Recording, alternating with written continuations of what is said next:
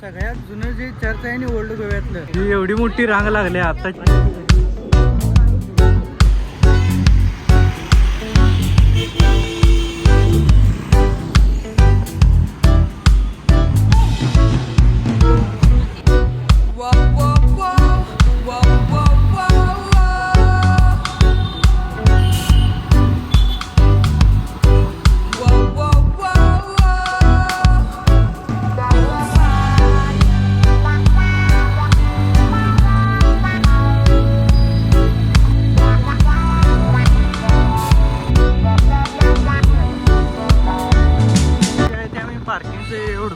Gandhi circle पेशी या circle मध्ये आलं. तर इकडे चर्च आहे, इकडे रस्ता आहे आणि इकडं पार्किंगची इकडे उडकवले. वरनं आलाय नाही, हे गांधी सर्कलचा सरळ इथं लावलं की आम्ही इथं पार्किंग केलंय या रोडला. इथं पार्किंग करून तुम्ही जाऊ शकता. इकडं ह्या साईडला आता चर्चकडे जायचं आहे आपल्याला. पण इथं येऊन इथं पार्किंग करू शकतो. आम्ही केलं उडकत बसलो नाही, इथं गाड्या पण लावलेल्या, त्यामुळे आम्ही इथं या रोडच्या साईडला इथं पार्किंग केलं आहे आम्ही.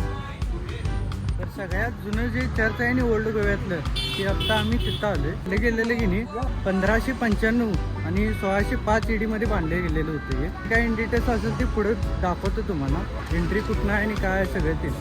आणि ह्याच्या समोर एक चर्च आहे, ती भारतीय पुरातत्व यांच्याकडे दिलेलं आहे. अजून एक इकडं आहे, तुम्हाला पुढे गेल्यावर दाखवतो. ह्या चर्चपासून जे कोलंगीट बीचचं जे तर आहे ना ते 41 किलोमीटरचं आहे. रेल्वे स्टेशनचं म्हणला वास्को द गामा जे रेल्वे स्टेशन आहे ते 27 किलोमीटर आहे इथनं. रेल्वे स्टेशनपासून हे 27 किलोमीटर आहे. कोलंगीट बीच आहे ते 41 किलोमीटर आहे इथनं. तर हे पूर्ण समोरनं बांधले गेलेले स्ट्रक्चर आहे याचं पूर्ण. सौरे हो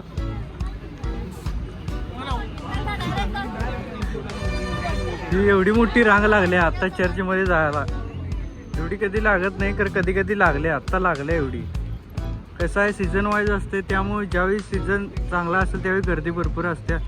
तर तिथं एंट्री आहे आपली तिकडं, ती समोर तुम्हाला दिसत असेल तिकडं. तर एवढी मोठी रांग लागली आता. पण एवढं काय असं स्लो चालले नाही, फास्ट चाललंय. ही लाईन लवकर संपल आणि आपण लवकरच आत एंट्री करू.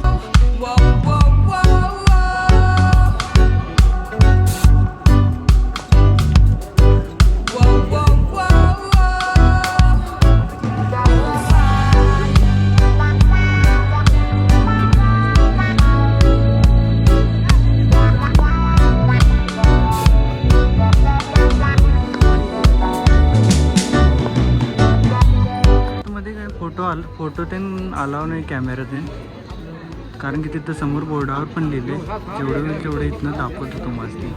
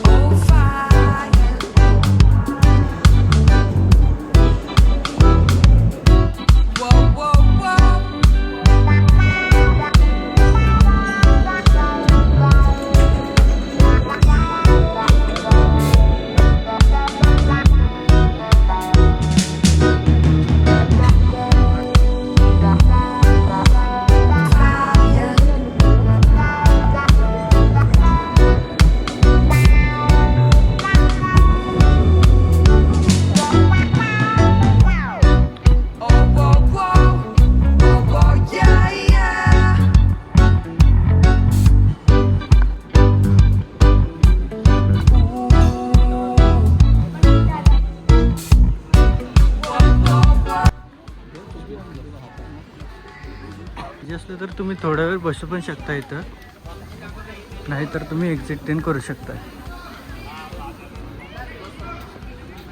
आलोय आपण आणि इकडं आहे ते एक्झिट केलं त्यांनी आता.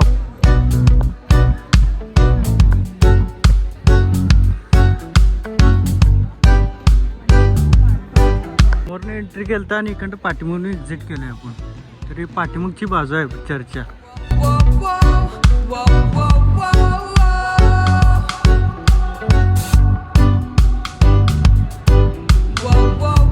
चर्चच्या समोरच इकडे दुसरं पण चर्च आहे बघा, हे समोरलं.